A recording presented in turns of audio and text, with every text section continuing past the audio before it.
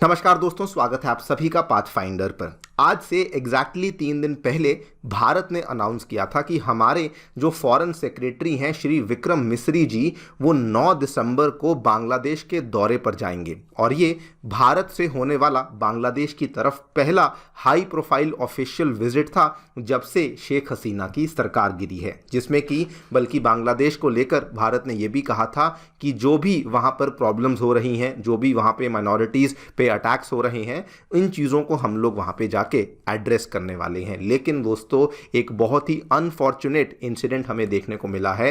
उनके विजिट से जस्ट एक दिन पहले यानी कि कल 8 दिसंबर को हमने देखा कि बांग्लादेश की जो फिलहाल सबसे बड़ी पॉलिटिकल पार्टी है, द बांग्लादेशी नेशनलिस्ट पार्टी, उनके द्वारा जो इंडिया के हाई कमीशन का ऑफिस है ढाका में, उसके ऊपर धावा बोल दिया गया है। आप लोग यहाँ पे देख सकते हैं खबर दोस्तों, कल रात को ही सामने आई है। Supporters of Bangladeshi Nationalist Party march in protest at attacks in India. यहाँ पर भी आप देख सकते हैं, तस्वीरें भी सामने आई हैं किस तरीके से ये इस तरफ भारी मात्रा में जो प्रोटेस्टर्स हैं वो यहाँ पर इकट्ठा हो चुके हैं, एंड दूसरी तरफ जो बांग्लादेशी आर्मी है, जो बांग्लादेशी पुलिस है, ये इन प्रोटेस्टर्स को रोकने का प्रयास कर रही है। बीच में आपको ये बैरिकेड्स भी देखने को मिल रहे होंगे जो कि इस भीड़ को यहाँ पर रोकने के लिए इनके द्वारा लगाए गए हैं। नाउ बात करेंगे इस पूरी डेवलपमेंट के बारे में, क्या एग्जैक्टली इंडिया ने प्लान किया था, बांग्लादेश में हमें क्या देखने को मिला है, एंड क्यों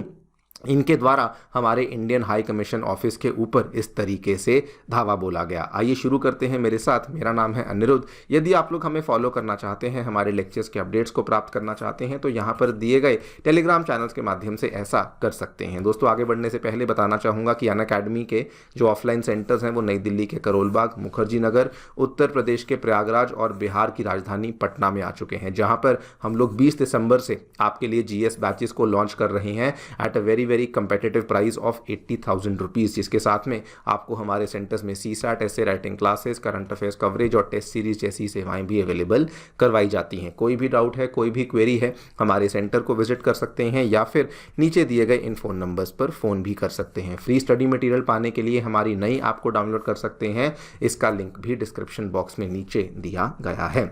ऑल राइट, सो जस्ट आपको ब्रीफली बता दूं, इंडिया के द्वारा दोस्तों फ्राइडे के दिन अनाउंस किया गया था कि हम लोग जब से शेख हसीना की गवर्नमेंट गिरी है, चूंकि वहाँ पर बहुत सारी प्रॉब्लम्स देखने को मिल रही हैं, बहुत सारी minorities specially Hindus and Christians के ऊपर अटैक्स हो रहे हैं, एंड और भी बॉर्डर सिक्योरिटी को लेके मुद्दे देखने को मिल रहे हैं। इसीलिए भारत ने अनाउंस किया था कि हमारे जो फॉरेन सेक्रेटरी हैं श्री विक्रम मिस्री जी, ये 9 दिसंबर को केवल 12 घंटे के लिए बांग्लादेश का दौरा करेंगे और इन सभी मुद्दों के बारे में बांग्लादेश के जो वहाँ के फॉरेन मिनिस्टर हैं, जो वहाँ के फॉरेन सेक्रेटरी हैं और इवन जो वहाँ के एडवाइज़र हैं मोहम्मद यूनस, उनके साथ मुलाकात करने वाले हैं। लेकिन उनके दौरे से जस्ट एक दिन पहले 8 दिसंबर को ही हज़ारों की मात्रा में यहाँ पर बहुत सारी स्टूडेंट और यूथ पार्टीज़ जो कि बांग्लादेशी नेशनलिस्ट पार्टी के ही अंतर्गत काम करती हैं, उन्होंने जो इंडिया का हाई कमीशन है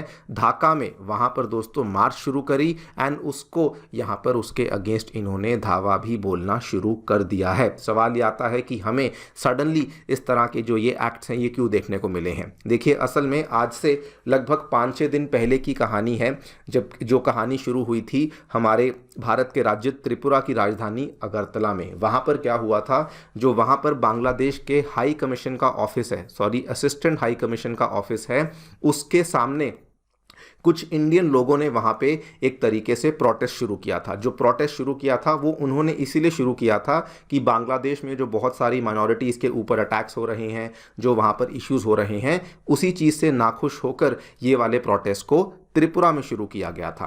और जैसे ही ये प्रोटेस्ट शुरू हुआ, बांग्लादेश ने इस पूरे प्रोटेस्ट के खिलाफ एक बहुत बड़ी मीडिया कैंपेन को रन करना शुरू कर दिया। बल्कि बांग्लादेश की जो अंतरिम गवर्नमेंट है, उन्होंने सबसे पहले तो भारत के ऊपर आरोप लगाया कि आपकी तरफ से एक बहुत बड़ा सिक्योरिटी फेलियर हुआ है कि अगरतला में हमारे जो असिस्टेंट हाई कमीशन का ऑफिस है उसके खिलाफ इस तरीके से प्रोटेस्ट देखने को मिले। अच्छा, उसके बाद कुछ ही घंटों के बाद उन्होंने क्या किया, जो हमारे इंडिया के एनवॉय हैं बांग्लादेश में, उनको बांग्लादेशी सरकार के द्वारा समन किया गया, बुलाया गया कि आप बताओ कि इस तरीके से हमारे असिस्टेंट हाई कमीशन के ऊपर जो त्रिपुरा में अटैक हुआ है वो क्यों हुआ है। एंड आपको बता दूं ये पूरी की पूरी कहानी को लेकर इंडिया ऑलरेडी माफ़ी भी मांग चुका है। इंडिया ने कहा कि जो भी वहाँ पर हुआ उस चीज़ को लेकर हम लोग बहुत रिग्रेट फील करते हैं, ये बिल्कुल नहीं होना चाहिए था। एंड इवन MEA ने इस चीज़ को लेकर एक चिट्ठी भी जारी करी कि जो भी इंसिडेंट त्रिपुरा के अगरतला में हुआ है हम लोग उस चीज़ को बिल्कुल भी एनकरेज नहीं करते हैं। लेकिन ये सब कुछ होने के बावजूद भी अभी बांग्लादेश के जो प्रोटेस्टर्स हैं वो हाई कमीशन ऑफिस पे जा पहुंचे। आप लोग देखिए, थाउजेंड ऑफ सपोर्टर्स जो कि बांग्लादेशी नेशनलिस्ट पार्टी को बिलोंग करते हैं वो वहां पर जा पहुंचे। हालांकि पुलिस ने उनको बहुत रोकने की कोशिश करी एंड इवन बहुत सारी बार्ब्ड फेंसेस, बहुत सारे बैरिकेड्स को लगाने की कोशिश करी, लेकिन फिर भी जो प्रोटेस्टर्स थे वो भारी मात्रा में वहाँ पर इकट्ठा हो ही रहे थे। उनके द्वारा वहाँ पर नारे लगाए गए कि दिल्ली या ढाका, तो उन्होंने कहा ढाका ढाका, इस तरीके से वहाँ पर हमें ऐसे जो स्लोगन्स हैं वो भी देखने को मिले हैं। साथ में ये भी कहा agents of India be careful be careful, इस तरह के हमें एंटी इंडिया स्लोगन्स भी वहाँ पर देखने को मिले थे। वैसे आपको BNP के बारे में बता दूं, जब से शेख हसीना की सरकार गिरी है, जब से अवामी लीग की वहाँ पर जो पावर है वो ख़त्म हुई है, उसके बाद बांग्लादेश में जो सबसे बड़ी पॉलिटिकल पार्टी फ़िलहाल बनी हुई है ये बांग्लादेशी नेशनलिस्ट पार्टी ही है। और ये भी बांग्लादेश के ऊपर रूल कर चुकी है 2001 से लेकर 2006 तक। और उस टाइम पर भी आपको बता दूं कि जमाते इस्लामी पार्टी की सहयोग से ही ये बांग्लादेश के ऊपर रूल कर रहे थे। और आज अगर बांग्लादेश में इलेक्शंस को अनाउंस किया जाता है तो बहुत पॉसिबिलिटी यही है कि BNP ही इन इलेक्शंस को यहाँ पर जीत जाएगी, बिकॉज इनके खिलाफ बांग्लादेश में कोई प्रॉपर ऑपोजिशन फिलहाल देखने को मिलती ही नहीं है।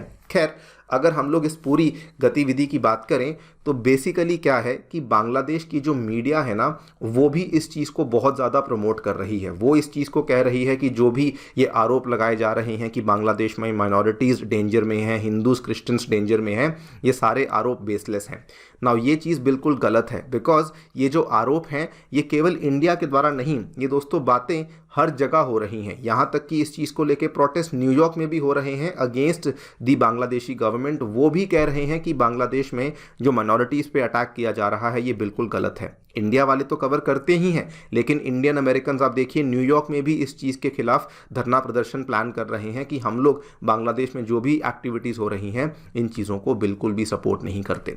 और मुझे एक चीज़ जो कि अभी तक समझ नहीं आ रही है, जब से बांग्लादेश में शेख हसीना की गवर्नमेंट गिरी है, बांग्लादेश की जो अर्थव्यवस्था है उसका जो संकट है ये गहराता ही जा रहा है और अभी तक उन्होंने उसके ऊपर फोकस करना बिल्कुल भी शुरू नहीं किया है। आप लोग यहाँ पे देखिए, भले वहाँ पर कमोडिटी प्राइजेस की बात करी जाए, महंगाई बहुत बढ़ चुकी है, स्ट्रीट्स के ऊपर प्रोटेस्ट बहुत बढ़ चुके हैं, फॉरेक्स क्राइसिस बहुत बढ़ चुकी है, जो लॉ एंड ऑर्डर है वो भी बिल्कुल कंट्रोल में नहीं है, जो पुलिस है वो बहुत डीमोरलाइज्ड है, बिकॉज उनके बहुत सारे जानने वाले, बहुत सारे कोलीग्स थे जो कि प्रोटेस्ट में जिनकी जान चली गई। लेकिन उसके बावजूद भी बांग्लादेश के हालात जो हैं वो किसी और ही दिशा में जा रहे हैं। आपको बता दूं, उनका सबसे बड़ी इंडस्ट्री है बांग्लादेश की, जो कि उनके GDP में कंट्रीब्यूट करती है, एक्सपोर्ट्स में कंट्रीब्यूट करती है, टेक्सटाइल इंडस्ट्री की हालत फिलहाल बहुत ही बुरी है। 2 महीने पहले बताया गया था कि almost 1000 small and medium size जो गारमेंट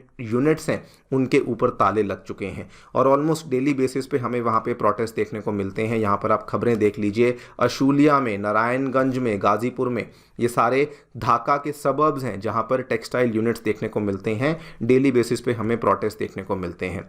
बेसिकली मैं पहले भी ये कह चुका हूँ, दोबारा कहता हूँ, बांग्लादेश को डेस्परेटली एंड इमीडिएटली एक बहुत ही मैच्योर गवर्नमेंट की यहाँ पे ज़रूरत है अगर उनको जनरली अपने लिए सिचुएशन को सुधारना है और इंडिया के साथ अपने संबंधों को सुधारना है। बिकॉज जो करंट गवर्नमेंट है वो डोमेस्टिक लॉ एंड ऑर्डर को भी हैंडल नहीं कर पा रही एंड जियोपॉलिटिकली और डिप्लोमेटिकली तो वो बहुत ही ज़्यादा अनप्रोफेशनल तरीके से एक्ट कर रही है। देखते हैं क्या होता है दोस्तों। आप लोग अपनी राय हमें डेफिनेटली बताएं कॉमेंट सेक्शन में। Thank you so much for listening. Stay tuned and